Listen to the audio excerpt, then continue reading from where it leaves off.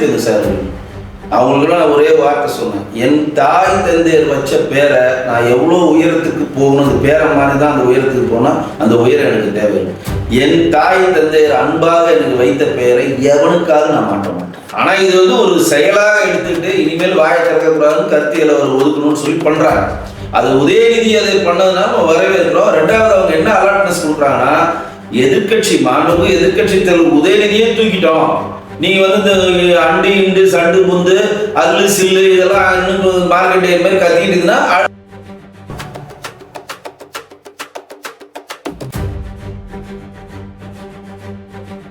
மேல தமிழ்நாட்டில் வந்து திருவல்லிக்கேணி சேப்பாக்கம் தொகுதியில் தேர்ந்தெடுக்கப்பட்ட ஒரு எம்எல்ஏ, ஒரு சட்டசபை உறுப்பினர், அவ்வளவுதான். அவர்னா வானத்தில் வந்து தேவதூதரான்னு அவர் போய் நின்னாருன்னா எல்லாரும் வேலை வண்டியை மேலே விடுவாங்க.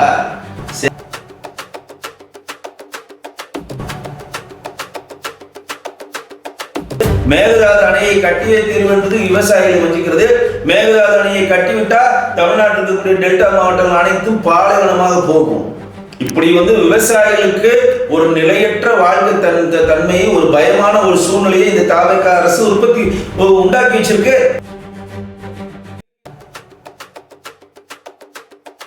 ஒரு மீட்டிங்க எல்லா தமிழ்நாட்டுடைய எம்பிக்கெல்லாம் சேர்ந்து இந்த டீலிமிட்டேஷன் பத்தி பேசணும் அப்படின்றதுக்காக ஒரு மீட்டிங்கை மாண்பு முதலமைச்சர் ஜோசப் விஜய் அவர்கள் கலைவாணர் அலுவலகத்தில் வச்சிருக்காரு.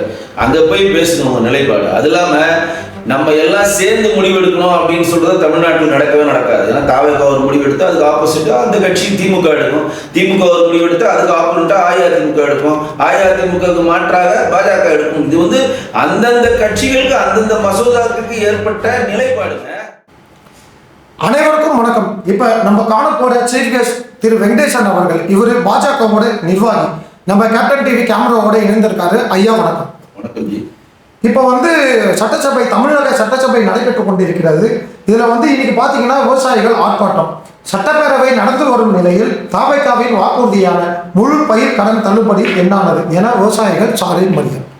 அதாவது தமிழ்நாடு சட்டசபை வந்து முதல் முறையாக பட்ஜெட் தாக்கல் பண்ணுறதுக்காக விஜய் சார் தலைமையில் கூடியிருக்கும். உங்களுக்கே தெரியும், ஏற்கனவே சட்டசபை நடைபெற்றாலும் பட்ஜெட் தாக்கல் பண்ணுற சட்டசபை இதுதான் ஃபர்ஸ்ட். பொது பட்ஜெட்டும் தாக்கல் செய்யப்பட்டு விட்டது, வேளாண்மை பட்ஜெட்டும் தாக்கல் செய்யப்பட்டு விட்டது. பொது பட்ஜெட்டை மரிய வில்சன் அவர்களும், வேளாண்மை பட்ஜெட்டை வினோத் அவர்களும் தாக்கல் செஞ்சாங்க. வினோத் அவர்கள் பட்ஜெட் தாக்கல் செஞ்ச நேரத்தை விட அவர் வந்து விஜய் சாருடைய புகழை வந்து அதிகமாக பாடின நேரம் தான் ஜாஸ்தின்னு உங்களுக்கே தெரியும்.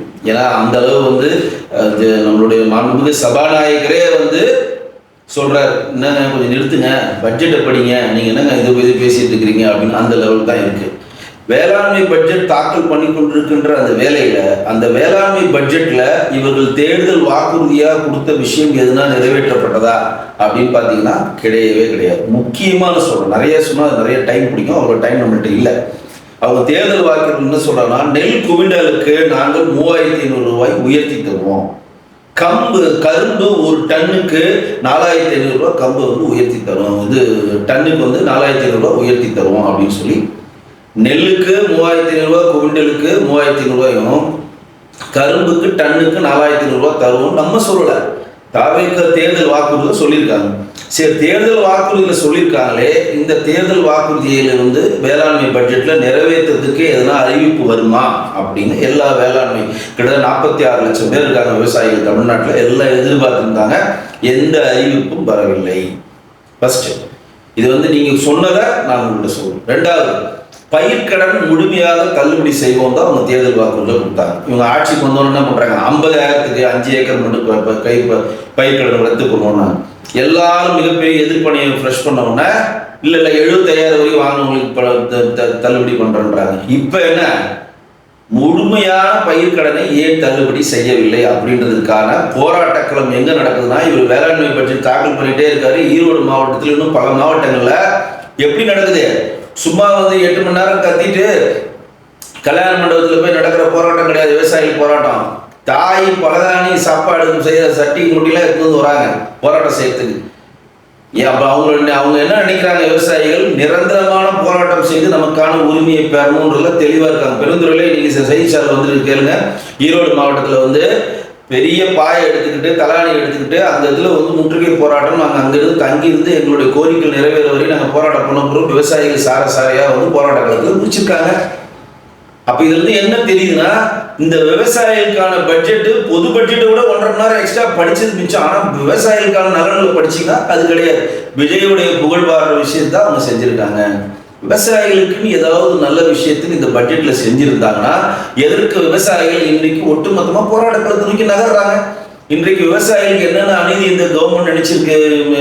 இப்போ கூட வந்து மாண்புமிகு முதலமைச்சர் திரு ஜோசப் விஜய் அவர் சொல்றாரு, நான் வந்து கர்நாடகாவுக்கு போகணும்னு சொல்லி நினைச்சது என்னுடைய தனிப்பட்ட முடிவு தான். அந்த முடிவுக்கு அது அவமானம் ஏற்பட்டுச்சுன்னா அதை வந்து தமிழக மக்களுக்காக நான் பொறுத்து கொள்கிறேன்றாரு. நாங்கள் வந்து நீங்கள் தனிப்பட்ட முடிவோ எந்த முடிவோ தனியாக வைங்க. தமிழக முதலமைச்சரா திரு நடிகர் ஜோசப் விஜய் போயிட்டு இது மாதிரி அவமானப்பட்டது அதை பற்றி கேட்க வேண்டியதில்லை. தமிழ்நாட்டில் தேர்ந்தெடுக்கப்பட்ட ஒட்டுமொத்த தமிழ் மக்களின் பிரதிநிதியாக திரு விஜய் சார் தேர்ந்தெடுக்கப்பட்டிருக்கிறாரு. அவருக்கு ஒரு அவமானம்ன்றா அந்த அவமானம் எனக்கும். தமிழ்நாட்டில் இருந்த 8 கோடி மக்களுக்கு அந்த அவமானங்க. நீங்க வந்து நான் தாங்கிக்கிறேன், நீங்க பெருந்தன்மையா சொல்லணும். நாங்க அப்படி பெருந்தன்மையா சொல்ல முடியாதுங்க. நீங்கள் வந்து எங்கள் ஆட்சியாளர்கள் உங்களுக்கும் எனக்கும் கருத்தியல் ரீதியாக பல மோதல்கள் இருந்தாலும் எங்கள் தமிழ்நாட்டு முதலமைச்சரை ஒருத்தர் அவமானம் செஞ்சாங்கன்னா நாங்கள் விட மாட்டோம். இது எங்களுடைய உணர்வு. நல்லதோ கெட்டதோ ஜோசப் விஜய் என்னுடைய முதலமைச்சர். என் முதலமைச்சரை மாற்று மாநிலத்தை சேர்ந்த கர்நாடக முதலமைச்சர் டி சிவகுமார் வந்து அவமானப்படுத்தினார்னா வேடிக்கை பார்ப்பாங்களா தமிழக மக்கள்? ஒருபோதும் பண்ண மாட்டோம். நமக்குள்ள இருக்க சண்டை பங்காளி சண்டை. ஆனா என்னுடைய முதலமைச்சரை பொது வழியில் ஒருத்தர் அவமானப்படுத்துவானா அவனை சொக்கா பிடிச்சி கேள்வி கேட்கிற முதலாக நாங்கள் இருப்போம். அதனால மாண்புமிகு முதலமைச்சர் ஜோசப் விஜய் அவர்களுக்கு அந்த அவமானத்தை நீங்க பெருந்தன்மையா ஏற்றுக்கிறோம், நீங்க சொல்றதை நாங்கள் வரவேற்கிறோம். ஆனால் தேவையில்லை. இங்க தமிழ்நாட்டில் பிறந்த ஒவ்வொரு குடிமக்களுக்கும் அந்த அவமானம், இந்த மாதிரி தமிழ்நாட்டில் பிறந்த ஒவ்வொரு குடிமகனையும் அவமானப்படுத்திய கர்நாடக முதல்வர் காங்கிரஸ் முதல்வர் டி சிவகுமாரை நம்ம கண்டிக்கிறோம். ஏன்னா அவர் வந்து மேகதாதை வச்சுதான் அங்க ஆட்சிக்கே வந்தார். அவர் தான் மேகதாது அணை கட்டுவதற்காக நடைபெயிலே போனார். அவர் தேர்ந்தெடுக்கப்பட்ட தொகுதி கனகபுரா மேகதாது அணை இருக்கக்கூடிய தொகுதி.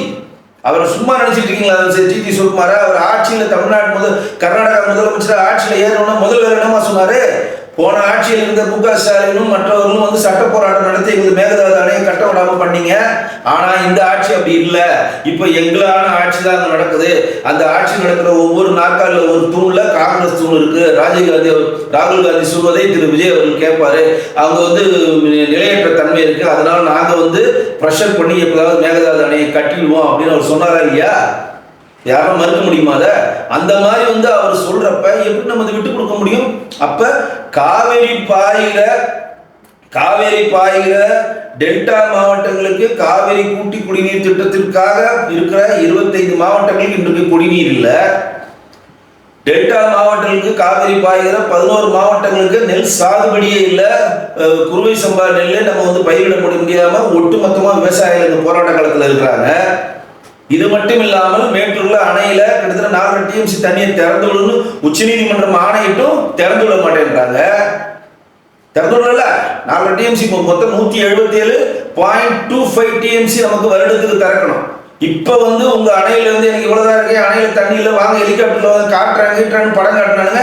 அதே மீறி 4 TMC திறந்து விடணும் உச்சநீதிமன்றம் ஆணை எடுத்து அந்த உச்சநீதிமன்ற ஆணையத்தை நாங்கள் வந்து மேல்முறையீடு செய்வோம்னு சொல்லி கர்நாடகா நம்மளை வஞ்சிக்கிறது.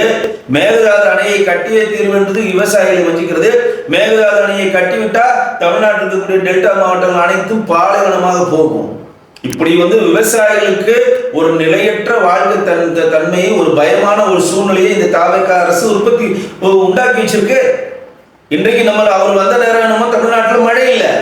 இன்னைக்கு சென்னையில குடிநீர் 2 மாசம் மேல சென்னையில குடிநீர் கிடைக்காது. ஆங்காங்கே இப்பயே கிட்டத்தட்ட ஒரு 11-25 மாவட்டங்களில் குடிநீர் தட்டுப்பாடு வந்து குடிநீர் இல்லாமல் அவசப்பட்டு இருக்காங்க. காவிரி டெல்டா மாவட்டங்கள் வந்து நீ வந்து திருச்சியில ஆடிப்பெருக்கு அன்னைக்கு காவிரியில கரை கண்டு வெள்ளம் ஓடும். அங்க வந்து ஆடிப்பெருக்க மிகப்பெரிய லெவலில் தமிழக மக்கள் கொண்டாடுறப்ப நீ திருச்சியில காவிரியில தண்ணி இல்லை, கொள்ளிடம் செய்யற இடத்துல தண்ணி இல்லாம ஷவரை வச்சு தண்ணியை திறந்து அந்த ஆடிப்பெருக்கு விழாவை கொண்டு வரக்கூடிய சூழ்நிலையை ஏற்படுத்தியிருக்கு இயற்கை. இந்த சூழ்நிலையில உங்களுக்கு எவ்வளவு தண்ணி இருக்கோ அதுல 50% கொடுக்கணும் தான் உச்சநீதிமன்றம் ஆணை. அதை நான் ஏற்க மாட்டேன்னு சொல்றீங்க. அதையும் கேஸ் போட்டு 4 TMC கூட ஏத்துக்க மாட்டேன்னு சொல்றீங்க. அப்ப தமிழ்நாட்டில் இருக்கக்கூடிய காங்கிரஸ் கவர்மெண்டை மாண்புமிகு முதலமைச்சர் ஜோசப் விஜய் பிரஷர் பண்ணணும். தமிழ்நாட்டில் இருக்கக்கூடிய கூட்டணி கட்சி காங்கிரஸை ப்ரெஷர் பண்ணணும், ராகுல் காந்தியை ப்ரெஷர் பண்ணி நீங்கள் சித்தராமையாட்ட பேசுங்க, சிவகுமார்ட்ட பேசி தமிழ்நாட்டுக்கு வேண்டிய தண்ணீரை கொடுங்க அப்படின்னு சொல்லணும். தவிர நாங்கள் நேரடியாக போகிறோன்னா நீங்களும் எம்ஜிஆரும் குண்டுராவும் போய் மீட் பண்ணி தனியாக வர வச்ச சூழ்நிலை அன்றைக்கி இருக்குது. நீங்கள் போறீங்கன்னு சொன்னோன்னா அங்கே பெயிண்ட் அடித்த அடுத்த நிமிஷமே உங்கள் படத்தோட பேனரை உடைக்கிறானுங்க.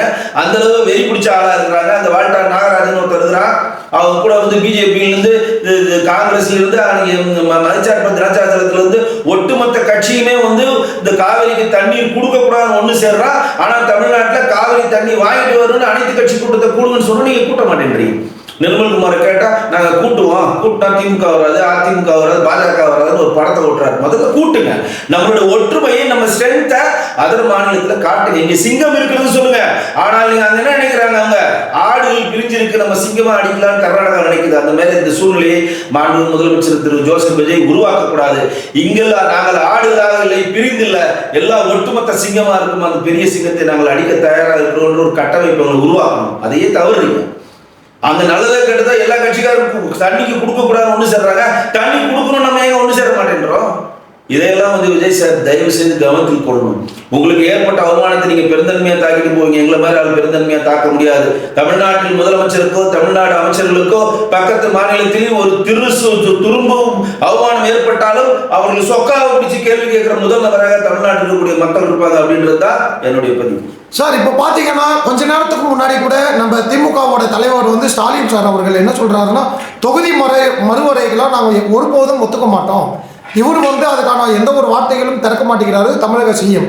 இன்னைக்கு வந்து முன்னாள் அமைச்சர் ரகுபதி பார்த்தீங்கன்னா நீங்கள் ரீல்ஸால தான் ஜெயிச்சிங்க அப்படின்ற மாதிரி சொல்கிறாங்க. அதுக்கு செங்கோட்டையன் வந்து அது வேற மாதிரி ஒரு கவுண்டர் கொடுக்குறாங்க.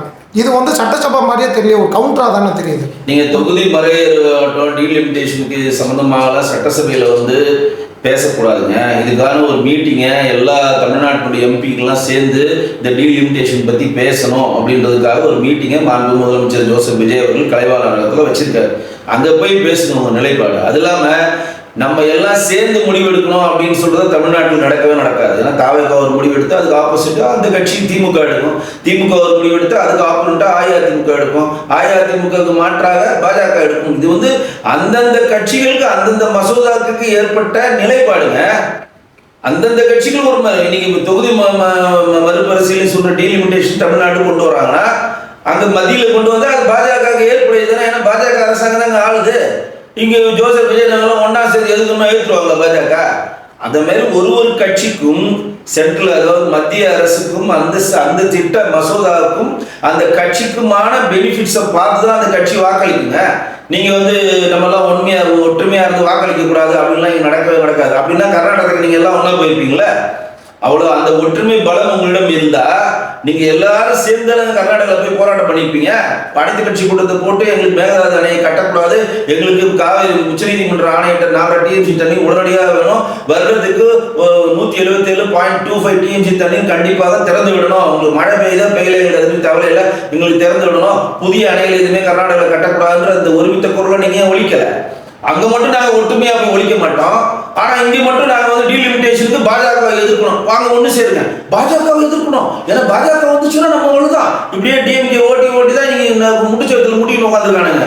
பாஜகவை எதிர்க்கணும், சிறுபான்மையினருக்கு ஆதரவு எதிரான கட்சி, நம்ம பாஜக ஆதரிச்சோம், சிறுபான்மையில் நமக்கு வாக்களிக்க மாட்டாங்கன்னு முட்டினீங்களே. இன்றைக்கு அதான் நடந்துச்சு. எதிரி பக்கத்தில் இருக்கா அது தெரியாம பாஜக போய் முட்டிக்கிட்டு நீங்க திமுக வந்து தலையில துண்டப்பட்டு உட்காந்துருக்க. இங்க டீலிமிட்டேஷன்ல திமுக ஒரு நிலைப்பாடு இருக்கும், அதை செய்யுங்க. அஇஅதிமுக ஒரு நிலைப்பாடு இருக்கும், அதை செய்யுங்க. தாவேகா ஒரு நிலைப்பாடு இருக்கும், அதை செய்யுங்க. காங்கிரஸுக்கு ஒரு நிலைப்பாடு இருக்கும், அப்படி செய்யுங்க. தேசிய ஜனநாயக கூட்டமைப்பு கட்சிகளுக்கு டீலிமிட்டேஷன் பற்றி நிலைப்பாடா அவங்க ஓட்டளிக்கிறப்ப அவங்க செஞ்சுக்கிறாங்க. இதை சட்டமன்றத்தில் பேச வேண்டிய தேவையில்லை. இதெல்லாம் அந்தந்த கட்சிகள் சார்ந்த ஒரு நிலைப்பாடு. அப்படி நாங்கள் எல்லாம் ஒத்துமையா இருக்குன்னு சொன்னா உங்க ஒத்துமையை காவிரி தண்ணி வர வைக்கிறதுல காட்டுங்க. சார், இப்போ ஆதவ அர்ஜுனா வந்து ஒரு மேடையில் வந்து சொல்லியிருக்காரு, நாங்கள் வந்து கருத்து சுதந்திரத்திற்கு நாங்கள் வந்து எதிர்கட்சி தலைவரே கைது பண்ணிட்டோம், இந்த மஞ்ச பத்திரிக்கை இந்த சில யூடியூபர்ஸ் இவங்களாம் பேசுனீங்கன்னா நாங்கள் வேறு லெவலில் பண்ணுவோம், பகிரங்கமாக ஒரு பேச்சு பேசியிருக்காரு. இது மிரட்டும் தோணி தானே, கருத்து சுதந்திரத்துக்கு எதிரானது தானே? இல்லை, இப்போ வந்து உதயநிதி அவர்களை கைது பண்ணதுக்கு வந்து தமிழ்நாட்டில் இருக்கக்கூடிய பெரும்பான்மை கட்சிகள் ஆதரவு கொடுத்துட்டு தான் நான் சொல்கிறேன். ஏன்னா பெண்களை பற்றி இழிவாக பொது வழியில் யார் பேசினாலும் அவர் கைது பட வேண்டிய சார். ஒரு பேரை சொல்லவே இல்லை சார், ஒரு பொதுவாக தானே சொன்னார். இப்போ ஒரு குறிப்பிட்ட பேரை வச்சு பேசுதலே பேரை சொல்லிட்டுனா எல்லாருக்கும் தெரிஞ்ச பிறகு அதை சொல்லலன்னு சொல்றது தேவையில்லை. ஏற்கனவே வந்து டெங்கு மாதிரி மலேரியா கொசுக்கள் மாதிரி சனாதனத்தை அழிக்கக்கூடாது, ஒழிக்கணும்னு சொல்லி கேஸ் வாங்கிட்டு இருக்காரு இன்னைக்கு உதயநிதி. நிர்மலா சீதாராமன் அவர்களிடம் உதயநிதி உங்க பணத்தை கேட்கல, உங்க அப்பா மட்டும் பணத்தை கேட்கலன்னு சொல்லி வாயை கொடுத்து வாங்கி கட்டிக்கினாரு. எடப்பாடி அவர்கள் சசிகலா அவருடைய வணங்குறப்ப காலையில் உள்ளே புகுந்து வணங்கினாருன்னு சொல்லி ஆபாசமாக பொது வழியில பேசினாரா இல்லையா? நீட்டை நீக்க ரகசியம் எனக்கு மட்டும் தான் தெரியும்னு சொல்லி நம்மளாம் அல்வாக்கு தரா இல்லையா? அப்ப இதையெல்லாம் எல்லாம் பார்த்துட்டு தான் இருக்கிறாங்க. உதயநிதி உலகமாக உத்தமரில் அவர் அரசு பண்ணாமல் போறதுக்கு இந்த மாதிரி வார்த்தைகளை விட்டதுக்கு இந்த பூனைக்கு யார் மணி கட்டுறது தாவரைக்கா கட்டி இருக்கிறது.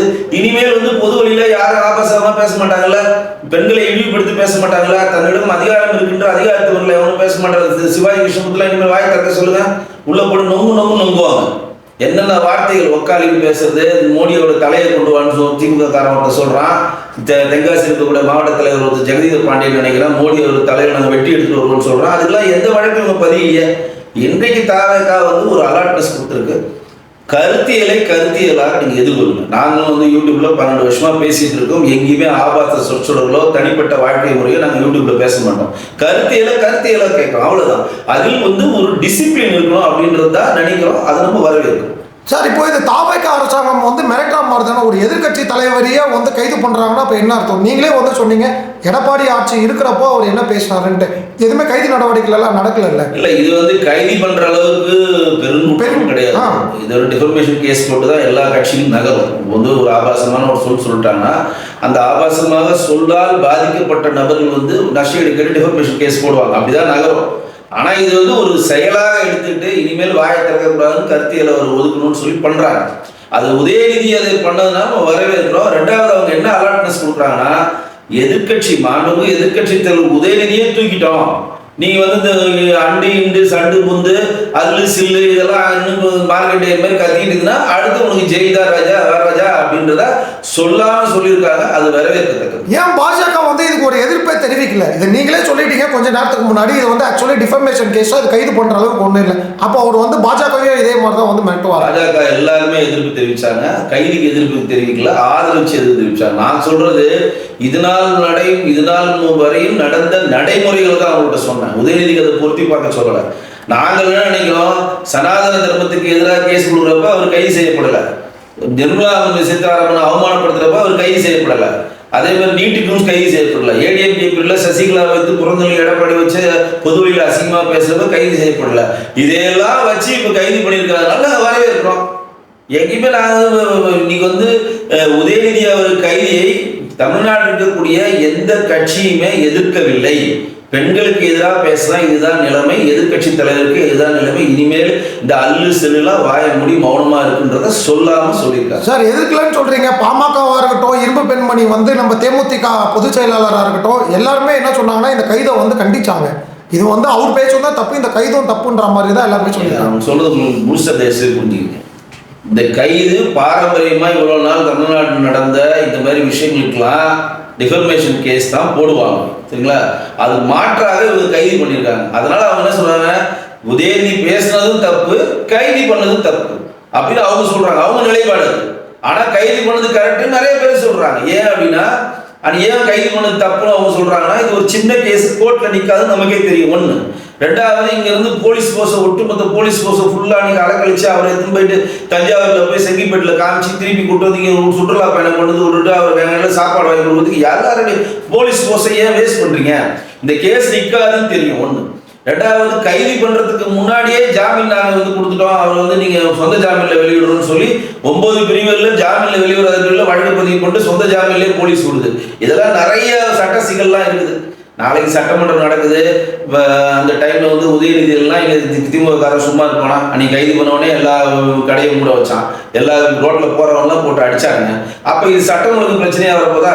சொந்த ஜாமீன்ல ஒரு கைது பண்ற என்ன இல்லைங்க, விசாரணை பண்ணாங்க கொண்டு வந்து விடுறாங்கன்னு சொல்லிட்டு ஒரு சுற்றுலா பண்ணி தஞ்சாவூர்ல போய் ஒரு தஞ்சை பெரியவரை சுத்தி காமிச்சு கொண்டு வந்து விட்டாங்க. அவ்வளவுதான். ஒரு கட்சிக்கு ஒரு நிலைப்பாடு இருக்கு, அவ்வளவுதான். சார் இது இந்த ஆட்சி வந்து ஹிட்லர் ஆட்சி மாதிரி மக்கள் வந்து நினைக்கிறாங்க. ஏன்னு கேட்டிங்கன்னா நேற்றைய தினம் வந்து சேகர் பாபு அவர்கள் வந்து திருத்தணி கிருத்திகை முன்னிட்டு போகிறப்போ பாதியிலே வந்து தடுத்து நிறுத்தப்படுறாரு. கார் வந்து மலை மேலே ஏறக்கூடாது அப்படின்னு சொல்லி. ஏன்னா அவர் கரண்ட் எம்எல்ஏ, அவங்களுக்கு ஒரு சில ப்ரோட்டோகால்ஸ் இருக்கும்ல. இதை வந்து சேகர் பாபு காரை வந்து உள்ள விடணும்னு ஏன்னா சட்டம் இருக்காங்க. என்னங்க பேசுறீங்க? சேகர் பாபு கரண்ட் எம்எல்ஏன்னா திருத்தணிக்கு எம்எல்ஏ இருக்கு இல்லை சேகர் பாபு மினிஸ்டரா? என்னை விட ஒரு படி மேலே இருக்கார். நான் வந்து தமிழ்நாட்டினுடைய பிறந்த ஒரு குடிமகன்னா அந்த குடிமகனுக்கு மேலே தமிழ்நாட்டில் வந்து திருவல்லிக்கேணி சேப்பாக்கம் தொகுதியில் தேர்ந்தெடுக்கப்பட்ட ஒரு எம்எல்ஏ, ஒரு சட்டசபை உறுப்பினர், அவ்வளோதான். அவர்னா வானத்தில் வந்து தேவதூதரான்னு அவர் போய் நின்றாருன்னா எல்லாரும் வேலை வண்டியை மேலே கொண்டு விடுவாங்களா? சேகர் பாபு அவர்கள் அறநிலைத்துறை அமைச்சராக இருக்கப்போ அமைச்சர் புரோட்டோகால் படி அவர் ஃபர்ஸ்ட் ப்ரிஃபரன்ஸ் கொடுக்குறாங்க. இப்போ நீங்கள் அமைச்சர் இல்லை, இப்போ நீங்கள் சாதாரண ஒரு சட்டமன்ற உறுப்பினர். அந்த சாதாரண சட்டமன்ற உறுப்பினர் கூட உங்க ஜாதகருக்கு லிமிட் திருவல்லிக்கேணி சேப்பாக்கம் தம்மாத்தூர் தொகுதியில் தான் துறைமுகம் சார் மன்னிச்சது துறைமுகம் தம்மாத்தூர் தொகுதியில் தான் உங்களுக்கு எல்லாமே இருக்கும். திருவள்ளிக்கேணி சேப்பாக்கம் வந்து உதயநிதி பற்றியே சொல்லி திருப்பி அந்த தொகுதியே வருது. துறைமுகம் தொகுதிக்கு ஜாதகர்கள் லிமிட்டுக்குள்ள தான் அவருக்கு வந்து முதல் மரியாதை எல்லாமே கிடைக்கும். ஆனா அந்த ஜாதகர்கள் லிமிட்டில் உங்களை ஜெயிக்க வச்சது யாரு? இஸ்லாமிய பெருமக்கள். நீங்க எங்க போய் நிக்கிறீங்க? திருத்தணி முருகனுக்கும் ஆடி கிருத்திகை போனா அவர் மறந்துட்டார். தான் வந்து இன்னும் அறநிலைத்துறை அமைச்சராக இருக்குன்னு நினைக்கிறார். அவர் நிப்பாட்டான், நெல்லு பாச கொடுன்றான். என்ன பாஸ் ஐயா? மேல மலை மேல ஏறதுக்கு பாஸ் வேணும்யா, கார் பாஸ் வேணும். ஸ்பெஷல் விஐபி, அதாவது திருத்தணி கோயிலுக்கு அதிகமாக டொனேட் பண்ணியிருப்பாங்க. அதிகமாக நன்கொடை பண்ணியவர்கள் அவங்க உபாயதாரர்களுக்கு மட்டும் அவர்கள் காலை மேலே போகிறதுக்கு ஸ்பெஷலான ஒரு கார் பாஸ் தராங்க. கோவில் நிர்வாகமே கொடுக்கும், அறநிலைத்துறையே கொடுக்கும்.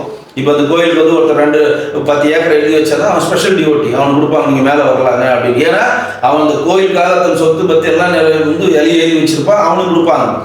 அதே மாதிரி நிறைய பேருக்கு வந்து அந்த பாஸ் கொடுக்குறாங்க. அந்த மலையில இத்தனை கார் தான் நிப்பாட்ட முடியுமோ அத்தனை கார் நிப்பாட்டுற அளவுக்கு பாஸை ஆல்ரெடி கொடுத்து முடிச்சிட்டாங்க. இவரு போய் நின்றுட்டு நான் முன்னாள் அருள்துறை அமைச்சர் இந்த விடுனா முன்னாள் அமைச்சர் என்ன ஓரமான இல்லையான்ட்டான் அவன் போலீஸ். அப்புறம் அவர் போலீஸ் அதிகாரிலாம் பேச அவர் முன்னாள் இப்போ உள்ள அமைச்சிருவோம்னா அவருக்காக மாட்டாங்க. இவர் சும்மா போக மாட்டார், வாழாட்டினே கூட ஒரு 4 அல்லுசரெல்லாம் கூட்டு போவார். எல்லாருக்கும் வச்சா ஆப்பு நெல்லு உன்னுடைய பவர் எல்லாம் துறைமுகத்துள்ளேயே சுத்து, இங்கே வராத. துறைமுகத்துள்ள நீங்கள் அதிகபட்சம் தர்காவில் போய் நீங்கள் கும்பிடலாம். அங்கே எதுவும் பெரிய கோயில் கிடையாது. அங்கே இருக்கக்கூடிய இஸ்லாமிய பெருமக்கள் தான் அவங்க ஜெயிக்க வச்சாங்க. அது இல்லாமல் நீங்கள் உதயநிதி கூட சேர்ந்துட்டு அவ்வளோ இல்லையா சொன்னாரா இல்லையா? நம்மளா சொன்னோம். உதயநிதி சொல்றாருல, நான் என்னோட ஒய்ஃப் வந்து கிருத்திகா கிறிஸ்தவ மதத்தை சேர்ந்தவங்க, என் மாமனார் கிறிஸ்தவ மதத்தை சேர்ந்தவர், நாங்கள் அவருடைய சமாதியில் போய் டெய்லி வணங்குவோம், நானும் ஒரு கிறிஸ்தவ மதத்தை பின்பற்றுவோம்னு சொல்றதுல பெருமை அடைகிறேன். உடனே சேர்வை வந்துச்சு அலோ இல்லையா? ஐயோ நீ இந்து சமய அறநிலையத்துறை அமைச்சரியா? இந்துக்களுக்காக உன்னை தேர்ந்ததோ அலோ இல்லையா வச்சானா ஆப்பு. இப்போ போய் நிற்கிறியா? முருகரை ஒன்று சும்மா விட மாட்டாரு. சும்மா வந்து ஐயப்பன் கோயிலுக்கு போகிறான் அந்த கோயிலுக்கு போகிறோன்னு கூட ஏமாத்திருக்கிறதுலாம் முருகர் விட மாட்டாருங்க. உண்மையான பக்தி கொண்டவர் மட்டும்தான் மலை மேலே ஏற முடியும். போலீஸ் தடுத்தது 100% கரெக்ட். ஏன்னா இன்றைக்கு சேகர் பாபு அவர்கள் உணர்ந்து கொள்ள வேணும், நீங்க சாதாரண சட்டமன்ற உறுப்பினர், நீங்க அறநிலைத்துறை அமைச்சர் இல்லை. இதை அவர் உணர்ந்துக்கணும். சார் இப்போது நீங்கள் இந்த கிறிஸ்துவ மதத்தை பற்றி சொன்னதுனால நான் ஒன்று சொல்கிறேன். ஒரு ரீசெண்டான மீட்டிங்கில் சீமான் அவர்கள் என்ன சொல்கிறாருன்னா, ஏன் நீ ஃபஸ்ட்டு வந்து விஜய் அவர்களை வந்து படம் நடிக்கிறப்போ ஜோசப் விஜய்ன்னு போட வேண்டியது தானே, இப்போ ஏன் வந்து நீ ஜோசப் விஜய் அப்படின்னு சொல்லி போடுறேன்னு சொல்லி கேட்குறாரு. அதை என்ன அர்த்தமாக ஏற்றுக்கலாம் சார்? சீமான் சொல்கிறாரு. சீமான் கேட்குறது எனக்கு ரொம்ப ஆச்சரியமாக இருக்குது. சீமான் அண்ணா என்னோட நெருங்கிய நண்பர். சீமான் அண்ணனோட உண்மையான பேர் சைமன் செபாஸ்டியன். நீங்கள் முதல் படம் இயக்குறீங்க, வீரநடைன்னு ஒரு படம் இயக்குறீங்க, பாஞ்சால குறிச்சி படம் எடுக்கிறப்ப சைமன் செபாஸ்டியன் இயக்கம் போட வேண்டியதானே? எதுக்கு சீமான் போட்டீங்க சார்? அவர் வரதுக்கு முன்னாடியே மாற்றிட்டாராம் சார். இப்போ வரையுமே அவர் சீமான் தான் வச்சிருக்காரு. நீங்கள் என்ன வேணால் மாற்றிக்கிங்க, கெசட்டில் நீங்கள் கெசட்டில் மாற்றுங்க, பக்கத்து வீட்டில் போய் மாற்றுங்க, அதை பற்றி பிரச்சனை இல்லை. தந்தை தாய் வைத்த பெயர். எனக்கே என்னுடைய நண்பர்கள் நிறைய பேர் இந்த பெயரில் சம்பந்தமான சில ஜோதிட வல்லுநர்களாக இருக்காங்க, இப்போ ஊரை ஏமாத்திட்டு இருக்காங்க. சார் இந்த பேருக்கு முன்னாடி வெற்றி சேர்த்துக்குங்க சார், வெற்றி வெங்கடேஸ்வரன் நீங்கள் அப்படியே ஊரையை பிடிச்சிட்டு மேலே போய் நேரம் பிரதமராக உட்காந்துருவீங்க சார்லாம் நிறைய பேர் சொன்னாங்க.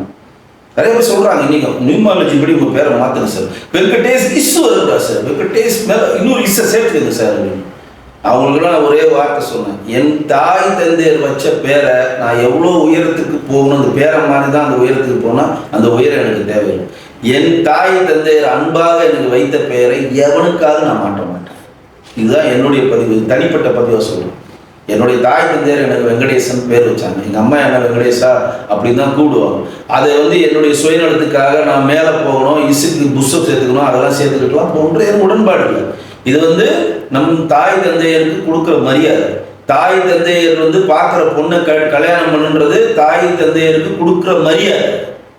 லவ் மேரேஜ் பண்ணிக்கிறது தப்பு சொல்ல வரல, ஆனால் அது ஒரு மரியாதை. நம்ம பிள்ளை நம்ம வளர்த்தோம், நல்லபடியாக படிக்க வச்சோம், நல்லபடியாக படித்தா நல்ல வேலைக்கு போனால் நம்ம சொன்ன பொண்ணையே கல்யாணம் பண்ணிக்கிட்டான், சந்தோஷம். இது அவங்களுக்கு கொடுக்குற மன நிம்மதி. இது புரிஞ்சுக்கிட்டீங்களா? அப்போ நீங்கள் ஃபர்ஸ்ட் பொண்ணை ஏற்க வர பேர் என்ன சொல்லணும்?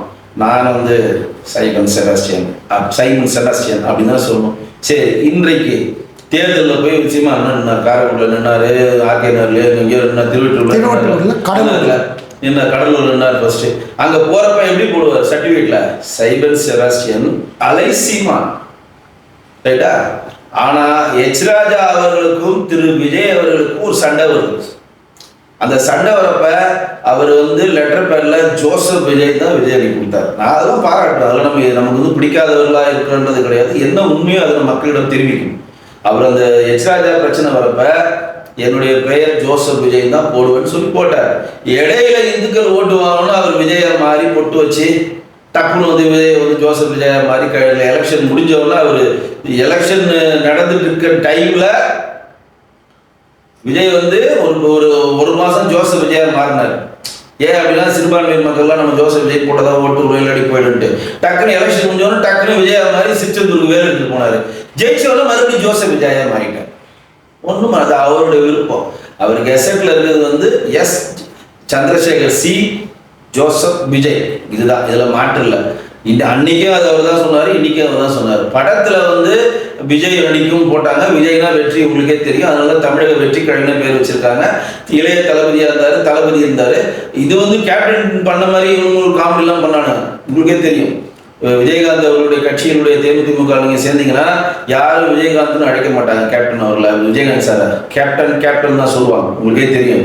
அது வந்து செந்தூர் கோவில் அவர் கேப்டன் கதாபாத்திரம் நடித்ததுனால அது ஹிட் ஆனதுனால அவர் விஜயகாந்த்ன்ற இயற்பெயரை மறைந்து போய் கேப்டனதே நிலைச்சிருச்சு நீங்கள், சரிங்களா? அதே மாதிரி விஜய்க்கு அவங்க தாவைக்காரர்கள்லாம் குஷியானது ஆதரவு ட்ரைனிங் கொடுத்தாங்க. யாரும் விஜய்னு சொல்லக்கூடாது, தளபதி தளபதி தளபதி அப்படின்னு தான் சொல்லணும் அப்படிலாம் கூட நடந்துச்சு. அது அவங்க கட்சியின் உட்கட்சி பிரச்சனை. பட் தன்னுடைய தாய் தந்தையர் வைத்த பெயரை திரு ஜோசப் விஜய் மாற்றவில்லை. அதற்கு அவருக்கு நம்ம நன்றி சொல்றோம்.